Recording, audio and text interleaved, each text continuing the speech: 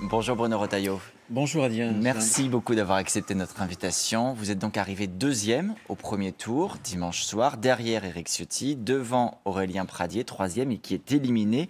Va-t-il vous soutenir pour ce second tour ? C'est à lui de le dire. J'ai eu plusieurs contacts téléphoniques. Le dernier date d'hier soir. Ce que je constate, c'est que d'abord, il y a un second tour. C'est une bonne nouvelle, puisqu'on nous avait dit que tout est très plié dès le premier tour. Alors c'est mieux si vous gagnez le second tour de votre point de vue. Exactement. Mais justement, je pense que mon électorat et celui d'Aurélien Pradié ne sont pas si éloignés. Je constate que tous les deux, nous avons fait une campagne sur deux thèmes importants. La rupture avec le passé, qu'il faut assumer. Et ensuite, le renouvellement. Je suis entouré d'une équipe jeune. Et puis, il y a une dimension aussi sociale qui est une dimension importante. J'ai toujours considéré que la droite, ça ne se résumait pas au moins d'impôts, plus de sécurité. C'est vrai, il faut moins d'impôts. C'est vrai, il faut plus de sécurité, plus d'ordre, d'autorité. Mais parce que nous formons un même peuple, parce que nous formons une même nation, je pense que cette question de la solidarité, elle est importante. J'avais par exemple proposé que sur la réforme des retraites, il y ait un nouveau droit social, vous savez, une pension de reversion pour les enfants handicapés. J'y tiens beaucoup. Donc cette dimension, elle doit habiter aussi la préoccupation de la droite. Donc ça veut dire que pour gagner dimanche, vous comptez sur un tout sauf Ciotti. Il faut que tous ceux qui ne se retrouvent pas dans Éric Ciotti soient avec vous. Non, c'est l'inverse. Je compte sur Bruno Retailleau en premier lieu parce que j'ai présenté, je crois, un projet qui est complet. Et ce que je veux, c'est vraiment l'enjeu de cette élection. Je veux absolument rassembler. Je pense que lorsqu'on a fait moins de 5% à la présidentielle, on n'a pas le droit de cliver toujours plus. Le rassemblement, c'est vraiment une nécessité. Mais c'est ce que fait Éric Ciotti. En tout cas, c'est ce que je sais faire. C'est ce que je sais faire. Et si moi, j'ai eu tant d'appels cet été, puisque vous savez, au départ, je n'étais pas du tout programmé pour aller à cette élection. Mais si j'ai eu ces dizaines et dizaines d'appels sur mon île vendéenne à Lille-Lieu cet été, c'était celles et ceux qui craignaient justement une fracturation, qui craignaient qu'on clive trop. Et je suis rassembleur. Je le montre d'ailleurs en présidant mon groupe au Sénat. Vous savez, près de 150 sénateurs, ils n'ont pas tous la même sensibilité. Et puis, il y a la refondation. La refondation à partir des idées. Pensez bien que si on se précipite dans cette obsession présidentielle pour désigner dans quelques mois notre candidat, on ne refondera rien du tout. Vous faites allusion au fait effectivement qu'Éric Ciotti veuille qu'on désigne Laurent Wauquiez dès l'année prochaine. Encore un mot justement sur vos soutiens. Éric Ciotti s'est exprimé à ce sujet hier dans Nice Matin. Il se dit inquiet par exemple du soutien que vous apporte Xavier Bertrand. Il dit Bruno Retailleau sera prisonnier de ses soutiens. On repart vers une forme de confusion et d'ambiguïté. C'est absolument pas. Moi, je suis rassembleur. Donc tous mes soutiens sont les bienvenus. Et j'ai des soutiens qui vont de Julien Aubert, souverainiste, François-Xavier Bellamy, Othman Nasrou et bien d'autres. Et des soutiens aussi qui étaient ceux d'Aurélien Pradié, par exemple le président du conseil départemental de l'Essonne, de la Corrèze, et bien d'autres. Simplement, il y a un paradoxe. Il a choisi mon ami Éric comme directeur de projet. Le projet, c'est le cœur nucléaire quand même en politique. C'est le cœur des convictions. Geoffroy Didier, qui, il y a quelque temps, voulait tendre la main au président de la République, à Emmanuel Macron. Et qui vous a répondu hier que c'était des propos de 2020 en plein confinement et qu'il a soutenu Valérie Pécresse dans la présidentielle jusqu'au bout. Eh bien oui, mais voyez, je pense que parmi les signaux qu'on a envoyés à la présidentielle, ça n'était pas le meilleur signal. Et c'était peut-être là aussi un signal... De soutenir Valérie Pécresse ? Pardon ? Il a soutenu Valérie Pécresse dans la présidentielle. Bien sûr. Mais je veux dire que moi, je ne m'engage pour aucun candidat à la présidentielle. Les choses ça veut dire que claires. Le soutien n'est pas réciproque. Xavier Bertrand vous soutient, mais vous ne vous engagez pas à le soutenir si jamais il voulait être candidat en 2027. C'est le cœur de mon projet. Je dis que l'obsession présidentielle, cette idée folle de désigner un candidat dès 2023 va nous tuer. On le voit bien. Regardez cette polémique-là, qui est une fausse polémique, puisque on devrait au contraire parler de notre projet respectivement. On est toujours sur la question des égos. Toujours les égos avant les idées. Vous voyez bien que ça divise. Si on réduit le parti... Un parti, ça a toujours servi aux idées et aux élections. C'est pas seulement une écurie présidentielle. Ça le deviendra après les européennes. Mais j'ai toujours dit que si on désigne un candidat trop tôt, trop vite, on va l'exposer. Mais c'est pas important de savoir ce que vous pensez, par exemple, si vous pensez que Laurent Wauquiez serait le meilleur candidat, que Xavier Bertrand serait le meilleur candidat, qu'une troisième personne serait le meilleur candidat ? Non, parce que je veux pas polluer avec le débat présidentiel, la refondation du parti. Moi, j'estime que les Français nous ont quittés par millions depuis des années parce qu'ils ne savent plus ce que l'on pense. Donc, consacrons-nous. Prenons 18 mois, 2 ans, où on va totalement refonder. Ce qui est important pour les Français, mais c'est de savoir... pour gagner des élections, Bruno Retailleau. Attendez. Oui, mais on gagne des élections que si on a des idées. Est-ce que vous pensez aujourd'hui que les Français ont une idée très précise sur notre projet. Non, où sont nos idées? Où est le projet de société des Républicains? Où est notre vision du monde? C'est ce que moi je veux refonder. Je ne veux pas mettre la charrue avant les bœufs Vos parce adversaires que je sais parfaitement qu'on va se diviser et qu'on va se tuer. Ce sera, écoutez-moi bien, le dernier clou sur le cercueil LR si on part dans ces divisions. Je veux rassembler. Et rassembler, c'est mettre pour un temps de côté la question des élections présidentielles. On aura 3 ans juste après les européennes pour s'y lancer et on s'y lancera, croyez-moi, Mais fortement. vous avez entendu ce que disent vos adversaires, c'est que vous ne vous prononcez pas clairement aujourd'hui parce que vous voulez maintenir l'ambiguïté aussi pour vous en 2027 sur Non, mais une non. éventuelle candidature de Bruno Retailleau à la présidentielle. Ils sont plutôt sympas de me voir comme un éventuel présidentiel. C'est plutôt flatteur pour moi. Non, j'ai répondu à cette question. Franchement, j'y ai répondu. Si j'avais dû aller à l'élection présidentielle, j'y serais allé il y a un an. Oui, mais le passé n'éclaire pas forcément l'avenir, pas toujours. Si, parce que on est amené à faire des choix. Ça procède d'une réflexion intérieure. Et voilà, il y a des chemins qu'on veut suivre dans une vie. Il y a d'autres qu'on ne veut pas suivre. C'est tout. Vous resterez président du groupe au Sénat dans tous les cas de figure, que vous Oui, gagnez ou que bien vous perdiez sûr, cette élection bien interne? sûr, je l'ai toujours dit. Je l'ai toujours dit. Je pense que au moment où il y a un retour du Parlement, le fait d'aligner les deux voix, la voix du Parlement sur la voix du président du parti, ce sera une force pour nous qui, par ailleurs, sommes affaiblis. Y compris si vous perdez dimanche au second Ah bah, tour. bien sûr, bien sûr. Vous resterez président du Je groupe. suis soutenu par une très très grande partie, la quasi-totalité de mes sénateurs. Quelle sera la place de vos concurrents si vous êtes élu? Que ferez-vous d'Éric Ciotti, d'Aurélien Pradié? Est-ce qu'ils feront partie de votre direction? Est-ce que vous reprendrez certaines de leurs idées, de leurs propositions? Bien sûr, je pense que quand on veut rassembler, il doit y avoir une place pour chacun. Simplement, Laquelle? écoutez, on verra. Je pense que c'est pas la bataille des places non plus. Je pense que ce qui est important dans rassembler, c'est de tenir compte de toutes les sensibilités, c'est de tenir compte des bonnes idées des uns ou des autres. Et il y en a nécessairement dans chaque projet. Alors, si on prend un exemple, la question des retraites. Vous souhaitez le report de l'âge légal à 65 ans. Aurélien Pradié dit pas d'âge légal. Moi, je veux l'allongement de la durée de cotisation. Éric Ciotti a expliqué qu'il voulait laisser le libre choix en fonction des individus. Quelle sera votre position si vous êtes président du parti LR? Vous, par exemple, vous êtes sénateur. Il se trouve qu'Éric Ciotti et Aurélien Pradié sont députés. Est-ce qu'il y aura une liberté de vote sur la question des retraites et chacun votera en son âme et conscience? Ou est-ce qu'il y aura une position, la vôtre, qui s'imposera à tous? Non, mais il faut qu'il y ait dans nos groupes une forme de cohérence. C'est la raison pour laquelle, actuellement, autour d'Annie Genevard, on a un comité de coordination. Donc, je le poursuivrai, bien sûr. Simplement, sur les retraites, ce qui est important, c'est de dire à nos compatriotes que sans la réforme, il y aura un appauvrissement des retraités. Et qu'on veut la réforme, notamment pour que les toutes petites retraites, notamment du milieu rural, agricole... Mais là, vous êtes tous les trois d'accord. Oui, en l'occurrence. voilà. Mais sauf qu'il y a des points sur lesquels vous n'êtes pas Oui, d'accord. mais alors, une Un proposition. point essentiel. Il y a une proposition qui est médiane et je trouve qu'elle est une bonne proposition, qui est de jouer sur les deux leviers, de jouer sur le report de l'âge, 64 ans par exemple, et de jouer sur les annuités en accélérant la réforme Touraine. C'est le plus protecteur, voyez, vis-à-vis de nos aînés, parce que ça permet aussi, quand on recule par exemple l'âge, de conserver les carrières longues. Vous savez qu'aujourd'hui, quand vous faites 4 ou 5 trimestres, avant votre 20e année, vous pouvez, quand vous avez 43 ans, partir dès Mais 60 donc, il n'y ans. aura pas de liberté de vote. Je repose la question. Il y aura une position unique sur Il y laquelle aura se mettront d'accord il y députés et aura, sénateurs. bien sûr, il y aura, bien sûr, je pense qu'il faut que on ait une seule et unique position sur tous ces domaines. Mais on en parlera, on essaiera de converger ensemble. Il y a ces deux curseurs. Et il y a la question de la pénibilité, la question des carrières longues, voilà, il y a la question de l'emploi des seniors. Dans les soutiens, tout à l'heure on évoquait par exemple Xavier Bertrand chez les Républicains, vous avez aussi été cité en dehors de votre famille politique. Ce week-end par exemple, Éric Zemmour dans son discours vous a cité vous personnellement. Marion Maréchal qui est vice-présidente du parti Reconquête aux côtés d'Éric Zemmour a expliqué sur France Info, je la cite, « J'ai trouvé que Bruno Retailleau avait fait des interviews réfléchies. Il y a des choses à faire ensemble. » Est-ce qu'il y a des choses à faire ensemble avec Marion Maréchal et Éric Zemmour? Moi, je me suis toujours prononcé sur la question de l'union des droites. Et j'ai toujours été clair d'ailleurs, je n'ai jamais varié, je n'y crois pas. Moi, je veux bâtir un parti qui sera un grand parti populaire, patriote. Le rassemblement mais sans union. Je veux l'union de la droite par les électeurs. On voit bien d'ailleurs, j'ai suffisamment de différends avec Nicolas Sarkozy sur un certain nombre de son bilan, d'éléments de son bilan, pour aussi reconnaître qu'en 2007, il a fait une très belle campagne. Eh bien, quand on assume ses valeurs, quand la droite s'assume elle-même, le Front National avait à l'époque reculé. Mais le paysage politique n'est plus le même aujourd'hui. Oui, mais c'est toujours... Pourquoi est-ce que il y a eu un espace pour Éric Zemmour? Pourquoi il y a eu un si grand espace pour le Rassemblement national?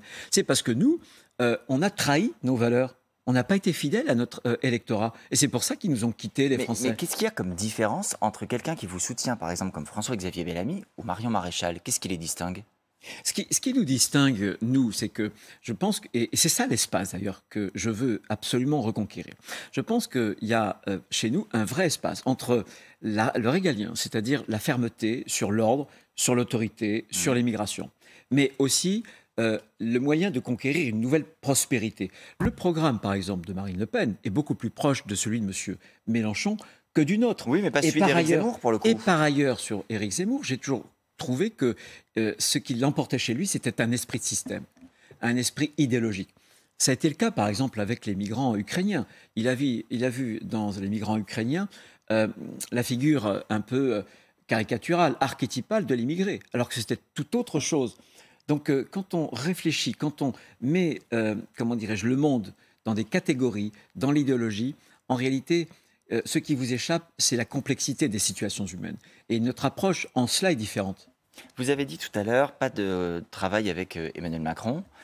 Il y a des cas très précis. Par exemple, là, il se trouve que le président de la République propose le nom de Boris Ravignon, maire LR de Charleville-Mézières, pour présider l'ADEME, qui est l'agence de la transition écologique. Est-ce que dans un cas comme ça, vous dites oui, très bien qu'on fasse confiance à des élus locaux LR, ou non, il ne faut pas le faire parce qu'il ne faut pas travailler avec Emmanuel Macron? Écoutez, je ne connais pas particulièrement Boris Ravignon. Je sais qu'il était depuis des mois et des mois très attiré par la Macronie.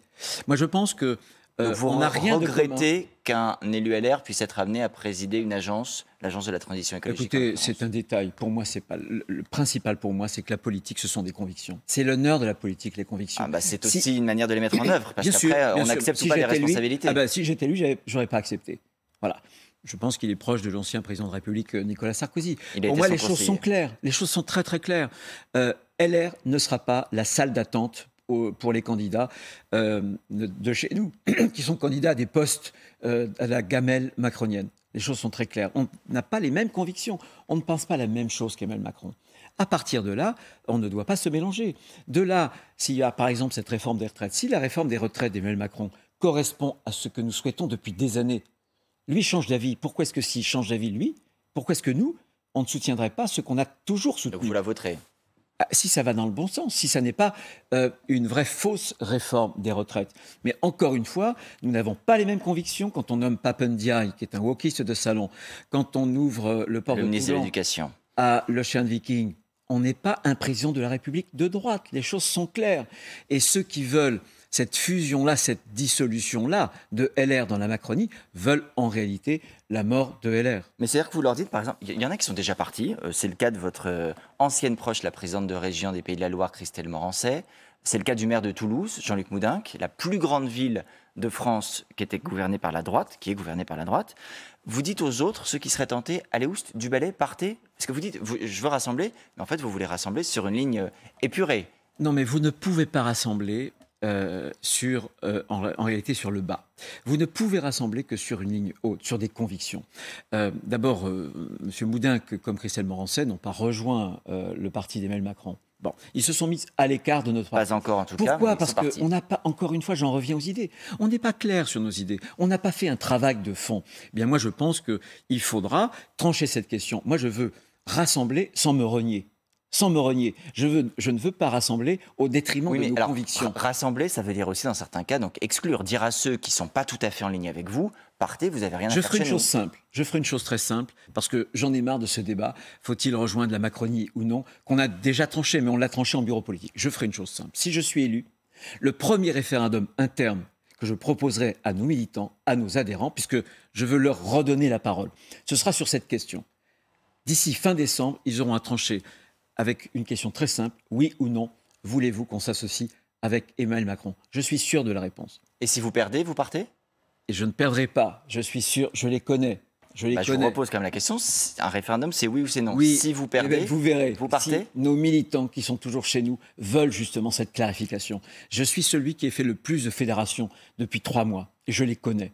Mais cette question-là, je veux la trancher par la démocratie interne. Ce sera notre ligne, il y aura une charte, chacun devra la signer. Moi, je respecte les convictions. Si certains de chez nous partagent les mêmes convictions d'Emmanuel Macron, à la limite, il y a un parti qui peut les accueillir, c'est En Marche. Qu'ils aillent En Marche. Les choses doivent Et ils être ne sont claires. pas les bienvenus chez vous On dans ce ne cas-là. se refondra pas sur une confusion. Mais je Ça, note c'est que vous ne sûr. m'avez pas répondu sur le référendum. Le général de Gaulle, quand il a perdu un référendum, il Oui, avait mais quitté bien le pouvoir. sûr, mais c'est totalement hypothétique. Si ça vous plaît, bien sûr. Non, ça ne me plaît pas. C'est un cas vous qui d'école. proposez le référendum. C'est un J'essaie de cas comprendre les d'école. implications de ce C'est un cas d'école. référendum. Mais ça veut dire que vous ne considérez pas avoir mandat dimanche, si vous êtes élu, pour vous mettre en œuvre ce que vous proposez. Vous aurez besoin d'un référendum en plus de l'élection pour le faire. Ah non, justement, Adrien Gindre, justement, ce que je propose, c'est rendre la parole. C'est donner la possibilité aux militants, avec un bulletin de vote, de trancher notre grande question, les grandes questions d'ordre stratégique. Celle-ci, dont on vient de parler, est une question stratégique. Sur la question des investitures, sur d'autres questions aussi, je veux que les militants ne soient plus considérés comme des distributeurs de tracts, mais comme des acteurs à part entière. Si moi, demain, je veux construire ce parti populaire et patriote, je ne peux pas le faire sans les militants. C'est eux la force, vraiment, de notre mouvement. Nicolas Sarkozy, que vous évoquiez il y a quelques instants, s'est exprimé ce week-end en disant, à propos d'une éventuelle alliance ou d'un éventuel accord avec Emmanuel Macron, il ne s'agit pas de dire, je le cite, « Je suis d'accord à 100% avec Emmanuel Macron », il s'agit de la France. Est-ce que ça vous paraît totalement décalé comme propos? Est-ce qu'on ne peut pas, au service de vos idées, pour mettre en œuvre les réformes que vous proposez, faire un accord qui vous permettrait de gouverner avec Emmanuel Macron? Écoutez, Emmanuel Macron, au bout de 2 mandats, aura abîmé la France. Il aura affaibli la France. Il aura affaibli son école. J'ai parlé tout à l'heure du ministre Papendiaï, puisque désormais, un élève sur 5 sort de l'école primaire sans maîtriser les fondamentaux. Oui, mais Nicolas Sarkozy vous propose justement d'agir au service de la France. En fond, il aura abîmé la France puisqu'il aura détruit la filière nucléaire française. Vous vous rendez compte que c'est un bond de 45 ans en arrière, puisqu'on nous annonce des coupures d'électricité, les antennes relais qui ne fonctionneront plus. En milieu rural, on ne pourra même plus joindre le 112, des trains qui sont à l'arrêt, des métros, les écoles qui sont fermées. C'est ça aimer la France? C'est ça vouloir la réussite de la France? Non, ce sont des petits calculs politiciens que je dénonce, que j'ai toujours dénoncés. Il n'est pas question justement de se mêler avec la Macronie qui aura abîmé notre pays. Voilà ce que je pense. En revanche, quand il s'agit de la France, nous serons toujours là. Au Sénat comme à l'Assemblée nationale, dès lors qu'il y a un projet de loi qui va dans le bon sens, nous l'amendons et puis nous le votons. Nous sommes une opposition déterminée, mais une opposition d'intérêt général. Jamais nous oublions les intérêts justement de notre nation française, mais jamais nous ne fusionnerons avec la Macronie. Mais donc, au cas par cas, vous le rappelez ce matin, et on voit que Nicolas Sarkozy vous met en rogne. Il est d'ailleurs en procès, l'ancien président de la République, en appel depuis hier dans l'affaire dite des écoutes. En première instance, il avait été condamné à 3 ans de prison, dont 1 an ferme pour corruption active et trafic d'influence. Ça reste quand même un ancien président de votre famille politique, le dernier président de la République de droite. Est-ce que dans un moment comme celui-ci, vous lui adressez votre soutien? Oui, écoutez, sur ce plan-là, moi, les différends que j'ai avec Nicolas Sarkozy sont d'ordre politique, vous l'avez compris. Et je l'exprime avec fougue, j'exprime avec passion, parce que c'est le cœur de ce que je crois, c'est le cœur de mes convictions. En revanche, ce qu'il est en train de vivre sur le plan humain, c'est difficile. C'est d'autant plus difficile que moi, j'ai trouvé que cette enquête est une enquête hors du commun. Elle s'est faite dans le secret, elle a duré très longtemps, pendant 6 mois. Il y a eu des fadettes, vous savez, ces factures, Des relevés téléphoniques, des oui. relevés téléphoniques entre les conversations avec ces avocats qui ont été saisis. Vous savez qu'aujourd'hui, on ne pourrait pas faire cette saisie-là, de ces fadettes-là, d'un avocat, sans qu'il y ait un juge des libertés, de la détention, qui se prononce. Donc la rupture est politique, pas personnelle avec Nicolas Sarkozy. J'imagine, bien sûr. J'imagine que c'est un moment humain qui est douloureux pour lui, et j'ai une pensée évidemment pour lui. Vous disiez à l'instant, on pourrait voter certains textes quand ils sont dans l'intérêt. Il y en a un qui va venir bientôt, c'est le projet de loi immigration, début d'année prochaine. Cet après-midi à l'Assemblée, il y a un débat sans vote. La semaine prochaine, ce sera le cas au Sénat. Vous qui écoutez souvent aussi ce que disent les territoires, le terrain, il y a le restaurateur Thierry Marx qui a interpellé la classe politique. Il est aussi président de l'UMI, qui est le principal syndicat patronal de l'hôtellerie-restauration, en disant « Nous demandons une régularisation rapide de nos salariés étrangers ». Il dit « Nous en avons besoin ». Est-ce qu'il faut là écouter le terrain? Est-ce qu'il faut écouter les professionnels et leur donner raison? Il faut écouter le bon sens. Il faut écouter le bon sens. Nous avons en France 3 millions de chômeurs en catégorie A. 2 autres millions qui sont partiellement chômeurs. Nous avons en France près de 2 millions de personnes, de Françaises et de Français, qui sont au RSA. Vous allez me faire croire que sur ces millions de Françaises et de Français, on ne pourrait pas avoir une politique de formation active pour ne pas justement leur enseigner les métiers dont M. Marx propose. Bien sûr que c'est une résignation. de recourir à la main-d'œuvre étrangère. Nous avons en France 900 000 clandestins, selon les chiffres de Patrick Stefanini, qui connaît bien la question. Donc c'est une résignation que de refuser de former les Français. Moi, je pense que contre le chômage, on n'a pas tout essayé, contrairement à ce qu'avait dit M. François Mitterrand. Et je trouve que cette résignation, il y a peut-être dans la tête d'un certain nombre de chefs d'entreprise cette armée de réserve, cette idée qu'il faut aussi peser sur les salaires. Et il y a du côté du gouvernement peut-être cette idée qu'il faut aussi, en important... Mais donc ça, vous ne le voterez pas pour le coup, si on reprend la question de ce que vous voterez ou pas. Non, mais je ne le voterai pas parce que, un, l'immigration n'est pas une chance pour la France. Deux, nous avons trop d'immigration et que le projet de loi va ouvrir des nouveaux guichets, que ce soit pour le droit d'asile ou justement pour les métiers en tension. Ce sera toujours plus d'immigration, eh bien ça va fracturer la société française. Un tout dernier mot, parce qu'on arrive à la fin de cette interview, sur les votes que vous pourriez ou pas conduire.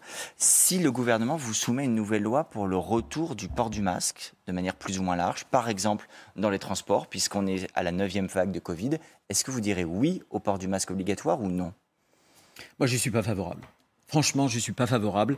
On n'a pas le même virus, on a beaucoup plus de protection. Le problème, il n'est pas là aujourd'hui. Il n'est pas là le problème. Le problème, c'est la trop faible proportion de personnes à risque, âgées notamment de plus de 65 ans, qui sont vaccinées. Donc, incitation à la vaccination plutôt qu'obligation du port du masque. Exactement. C'est ce que je souhaite. On doit vivre dans une société de la liberté. Les Français, on en marre d'être infantilisés, les contraintes, etc. Je pense qu'au contraire, il faut mieux cibler cette politique de prévention. Merci beaucoup Bruno Retailleau d'avoir été là ce matin.